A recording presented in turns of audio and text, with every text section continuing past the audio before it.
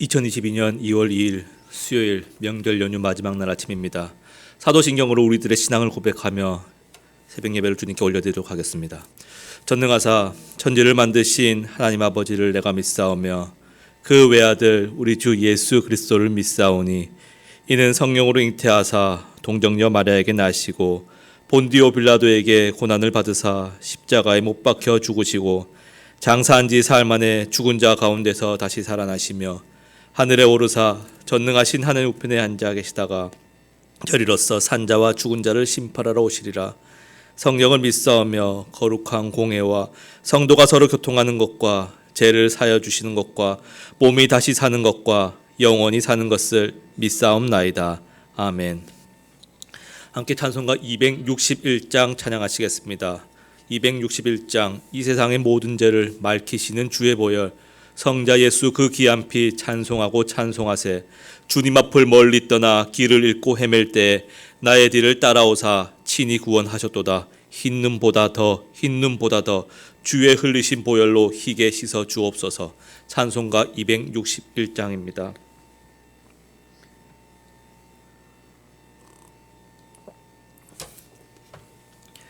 이 세상의 모든 죄를 맑히시는 주의 보혈 성자 예수 그 귀한 피 찬송하고 찬송하세.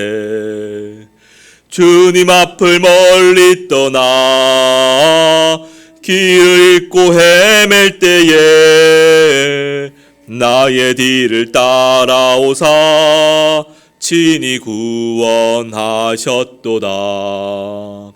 흰 눈보다 더 주의 흘리신 보혈로 희게 씻어 주옵소서.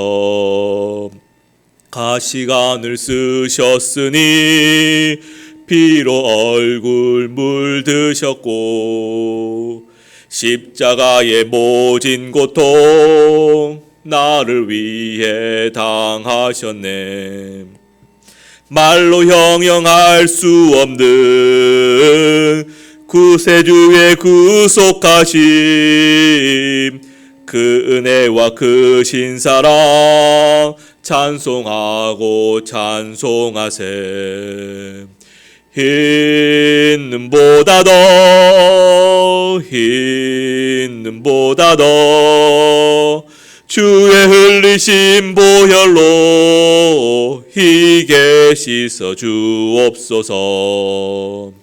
아버지를 멀리 떠나 바른 길을 저버리고 여러 가지 죄악으로 주홍같이 되었으니 물 같은 것 가지고는 씻을 수가 아주 없네.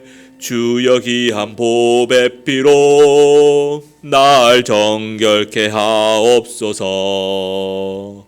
흰 눈보다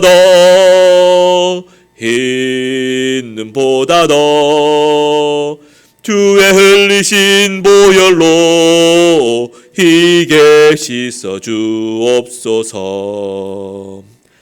아멘. 오늘 함께 보실 말씀은 고린도전서 6장입니다. 고린도전서 6장 1절에서 11절까지 말씀입니다.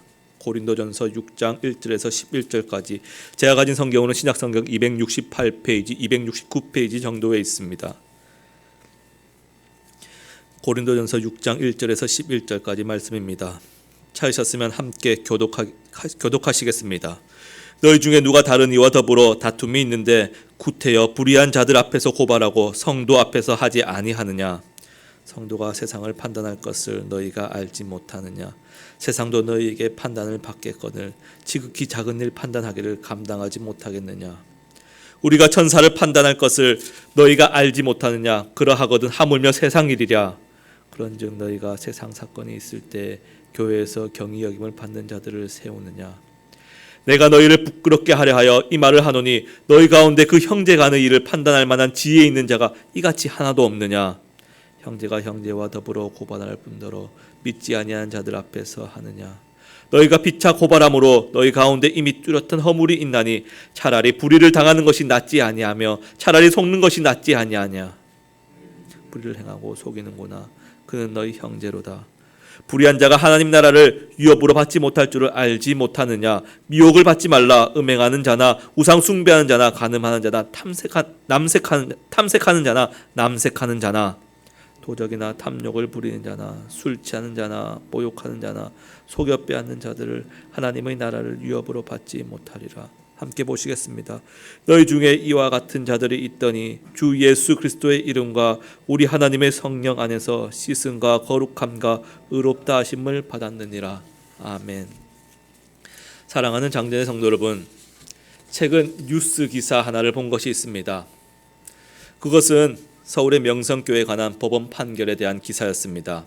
부자 세습으로 진통을 겪고 있는 교회이지 않습니까? 이번에 법원이 판결하길 명성교회의 위임 목사로 그 아들 김하나 목사가 부적절하다는 판결이었으며 명성교회 측은 이 판결에 불복하여 다시 항소하겠다는 내용이었습니다. 뉴스 기사이기에 사실에 적시만은 있었을 뿐 이에 대한 어떠한 의견도 담고 있지 않았습니다. 그럼에도 교회가 참 그렇네 하는 생각이 드는 것은 어쩔 수 없는 건가 봅니다. 어쩌면 교회 내부의 문제가 다툼이 되어 싸움으로 번져 법원의 판결까지 가게 되니 참 보기 흉하다는 것입니다. 믿지 않는 자들이 더더욱 그렇게 생각할까 염려스럽습니다. 한국은 좀 사람들이 모인다 싶은 대형 교회를 가보면 소송 안 걸린 교회가 없으며 분쟁이 없는 교회가 찾기 힘들다는 점을 우리의 마음을 참 씁쓸하게 합니다. 참 추해 보입니다. 다만 그럼에도 이러한 추한 교회의 모습이 오늘날 우리 한국 교회만의 유별난 게 아니라는 것이 웃기지만 좀 위로가 되는 것 같습니다. 오늘 본문에서 고린도 교회도 그들 가운데 다툼이 있었으며 분쟁이 있었는데 그걸 고소 고발하여 세상 법정으로 가게 되어 문제가 되고 있습니다. 바울이 지금 이 문제에 대해 구체적으로 어떤 사건이 어떻게 되어서 누가 잘했니 잘못했니 따져들거나 옳고 그름에 대한 판별은 전혀 하고 있지 않습니다. 다만 사건의 진상을 밝히는 것보다 오히려 하나님의 백성이 세상 법정에 서서 세상의 기준으로 판단을 받는 것에 대한 강한 아쉬움을 드러내고 있습니다. 바울은 성도들 간의 이 법적 분쟁이나 문제가 생겼을 때 교회 공동체 밖에 있는 다른 사람들을 찾아가는 것은 도저히 용납할 수 없던 일로 보았습니다. 즉 교회 내부의 문제를 세상 법정으로 가져가면 안 된다는 이야기로 우리는 이해할 수 있을 것 같습니다. 그런데 이 지점에서 의문이 드는 것은 그 교회 안에 과연 문제가 발생했는데 그렇다면 세상 법정으로 가면 안 된다고 하니 그냥 덮어두고 쉬쉬하며 내부에서 괜찮다 다 문제 없다는 말만 듣고 있으면 되는 것인가? 과연 사도 바울이 의도하는 바가 이것이 맞는가 하는 생각이 드는 것입니다. 정당하게 교회의 헌법과 법에 따라 분쟁을 해결하는 것이 정말 교회를 무너뜨리는 것인가 하는 생각이 든다는 것입니다.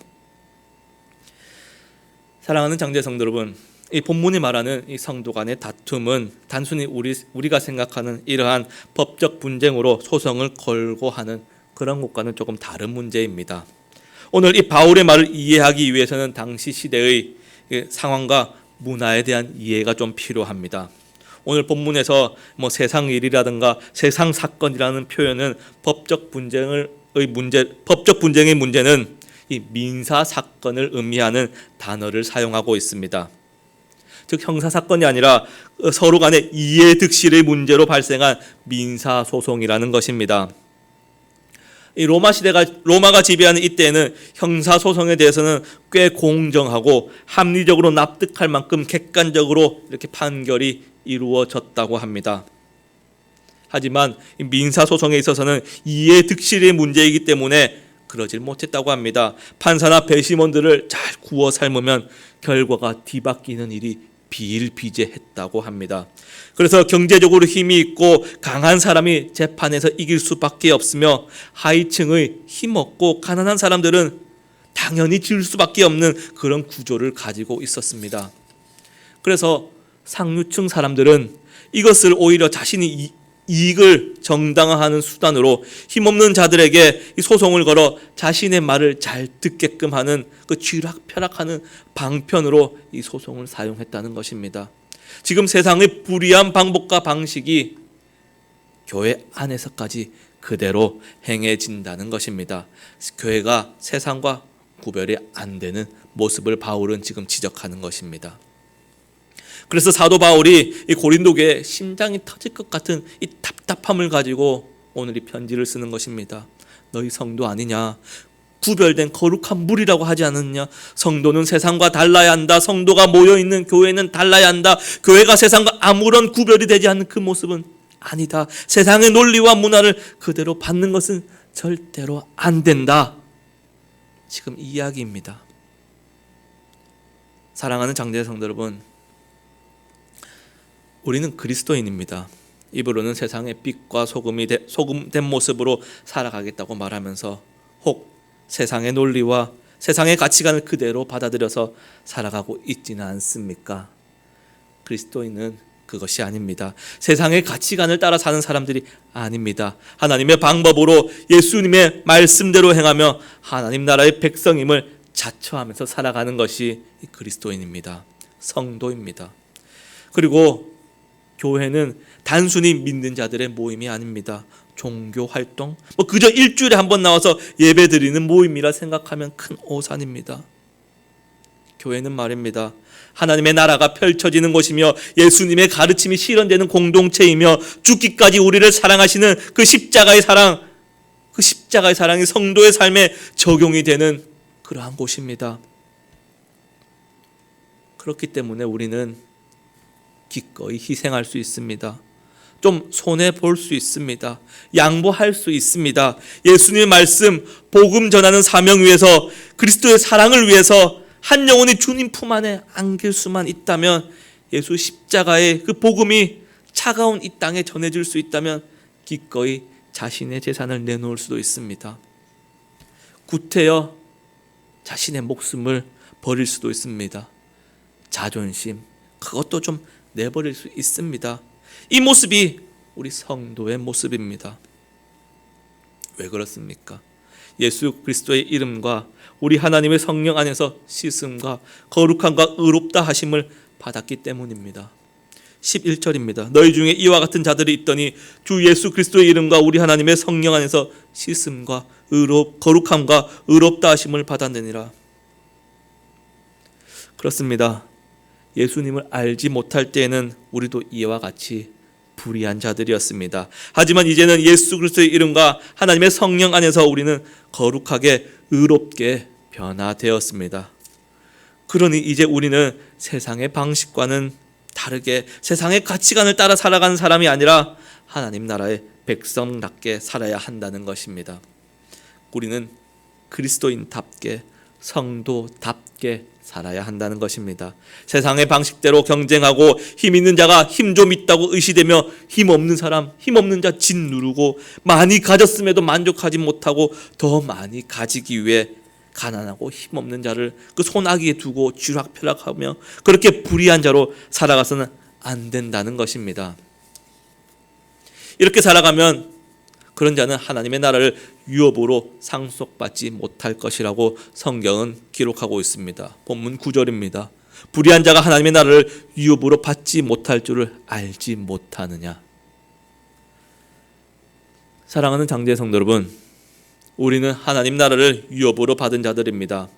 그렇게 우리는 세상과 똑같은 문제를 가지고 법정으로 끌고 가는 모습이 아니라 사랑과 희생과 헌신의 방법을 통해 문제를 해결하고 성도로서 교회를 아름답게 세워나가야 할 것입니다. 그래서 교회가 세습이니 법원 결정에 불복하니 이런 추한 모습으로 세상의 지탄을 받는 것이 아니라 오히려 교회가 세상을 판단하고 어지럽고 혼란스러운 이때에 진리의 바른 길을 제시하며 살아계신 하나님을 드러내며 오직 주의 말씀 붙들고 살아가는 저와 여러분 되며 우리 장정교회가 되기를 축복합니다. 함께 기도하시겠습니다. 사랑하는 하나님, 감사합니다. 명절 마지막 연휴에도 변함없이 우리를 예배 자리로 부르시고 비록 온라인이지만 이 아침에 말씀을 묵상하며 기도하게 하심이 감사합니다. 하나님, 우리는 성도입니다. 말로만 거룩한 무리라고 하면서 세상과 아무런 구별되지 않게 세상과 똑같이 살아오진 않았는지 우리의 삶을 되돌아봅니다. 이웃을 말로는 사랑한다고 하면서 그 혀 안에 가시가 박혀있진 않았습니까? 세상의 논리와 가치관으로 가족을 대하며 이웃을 대하며 하나님을 대하진 않았습니까? 하나님, 우리의 삶 가운데 크신 은혜 베푸시어 성도의 모습으로 이 땅을 살아갈 수 있도록 날마다 간섭하여 주시옵소서. 불의한 자가 되어 하나님 나라 유업을 받지 못하는 자가 아니라 우리의 삶 가운데 하나님 나라를 누리며 영원한 저 천국 소망 가지고 살아가길 소망하오니 하나님, 우리의 삶을 강권적으로 붙들어 주시옵소서. 하나님, 코로나 3년차 참 쉽지 않습니다. 교회가 이러한 때에 도대체 무엇을 할 수 있을지, 무엇을 어떻게 해야 할지 아직까지도 잘 모르겠습니다. 하나님, 그렇지만 교회가 교회로서 이 땅의 빛과 소금의 역할을 감당하며 그리스도의 이름과 하나님의 성령 안에서 씻음과 거룩함과 의롭다함을 받은 이로써 묵묵히 이 코로나 시대에도 맡기신 사명 잘 감당하는 우리 장정교회 될 수 있도록 은혜 허락하여 주시옵소서. 모든 것을 하나님께 맡기며 안전한 가운데 이 땅을 살아가는 성도로서 오늘 하루를 살아가길 소망하며 예수 그리스도 이름으로 기도드립니다. 아멘.